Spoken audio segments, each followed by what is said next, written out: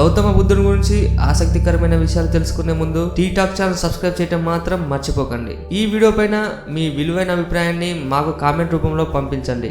ప్రపంచం యొక్క నిజ స్వరూపం తెలుసుకోవడానికి చిన్నప్పుడే ఇల్లు వదిలిపెట్టారు. అలా ఇల్లు వదిలిపెట్టిన బుద్ధుడు అనేక మంది ఆధ్యాత్మిక గురువులతో స్నేహం చేసి చివరికి 35 సంవత్సరాల వయసులో జ్ఞానోదయం పొందాడు. ఆ తర్వాత ప్రపంచమంతా తిరుగుతూ బౌద్ధాన్ని ప్రచారం చేయటం మొదలుపెట్టాడు.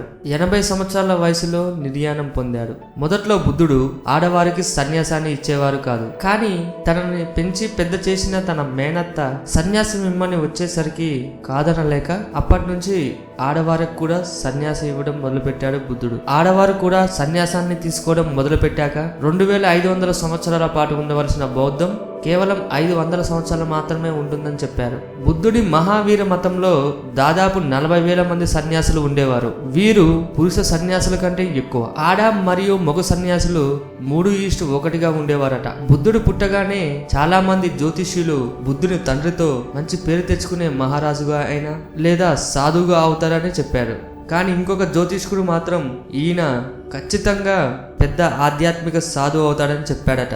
కొంతమంది సన్యాసులు చెప్పిన మాటలు విన్న బుద్ధుడు తండ్రి ఎవరైనా మరణించటం లేదా రోగాల బారిన పడడం బుద్ధుని కంట పడకుండా బుద్ధుని పెంచారట బుద్ధుని తండ్రి. గత జన్మలో బుద్ధుడు జ్ఞానోదయమైన ఒక ఆధ్యాత్మిక గురువు పాదాలని పట్టుకోగానే ఆ గురువు తిరిగి బుద్ధుడి పాదాలు పట్టుకున్నారు. బుద్ధుడు గురువు గారు ఇలా ఎందుకు చేశారో అని అడగగా ఆ గురువు గారు, ఈ జన్మలో నువ్వు ప్రస్తుత కాలాన్ని బుద్ధుని చూస్తున్నావు, కానీ నేను రాబోయే బుద్ధుడు పాదాలు పట్టుకుంటున్నాను. నువ్వే బుద్ధునిగా జన్మిస్తావని ఆ గురువు పలికాడట.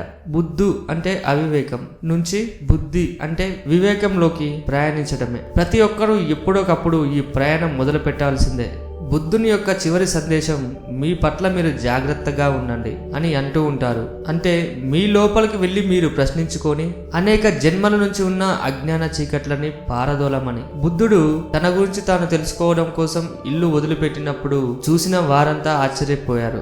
ఎందుకంటే అప్పుడే బుద్ధుని భార్య ఒక మగపిల్లాన్ని ప్రసవించింది. తప్పించుకోలేని జనన మరణ చక్రం గురించి తెలుసుకున్న బుద్ధుడు ఈ బాధల నివారణకు ఉపాయాన్ని కనుగొనాలని కనీసం వాళ్ళ భార్యకు కూడా తెలియజేయకుండా ఇల్లు వదిలిపెట్టారు.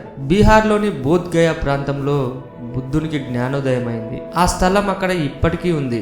ఏ బోధి చెట్టు కింద బుద్ధునికి జ్ఞానం కలిగిందో ఆ చెట్టు మాత్రం ఇప్పుడు లేదు. ఎందుకంటే కాలగర్భంలో కలిసిపోయిందట. కానీ ఆ చెట్టు యొక్క కొమ్మని అశోకుడు శ్రీలంకకు పంపి బౌద్ధ మత వ్యాప్తికి తోడ్పడ్డారు. ప్రస్తుతం గైలో ఉన్న బోధి చెట్టు అశోకునిచే శ్రీలంక పంపబడిన ఆ మొక్కే గైలో ఉన్న చెట్టు. దేవుడు ఉన్నాడని బుద్ధుడు ఎప్పుడు నమ్మేవాడు కాదు. విషపూరితమైన పుటకొక్కులను తినడం వల్ల బుద్ధుని భౌతిక శరీరం విడిచిపెట్టబడింది. బుద్ధుడు చక్కగా బోధించగలిగిన ఆచార్యుడు. అందువల్లే కొన్ని వేల మంది శిష్యులు బౌద్ధం గురించి ఆయన దగ్గర తెలుసుకోబడ్డారు. ఒక మిత్రుడి రూపంలో బుద్ధుడు మళ్ళా జన్మిస్తారని చాలా మంది నమ్మకం. ఈ వీడియో మీకు నచ్చినట్టయితే లైక్ చేయండి, షేర్ చేయండి. ఇలాంటి మరికొన్ని ఇంట్రెస్టింగ్ విషయాల గురించి తెలుసుకోవాలంటే టీ టాక్ ఛానల్ సబ్స్క్రైబ్ చేయటం మాత్రం మర్చిపోకండి. ఈ వీడియోపై మీ విలువైన అభిప్రాయాన్ని కామెంట్ రూపంలో మాకు పంపించండి. ఎందుకంటే మేము చేసిన చిన్న చిన్న తప్పులను సరిదిద్దుకొని మళ్ళీ మీ ముందుకు వస్తాం. Thank you for watching.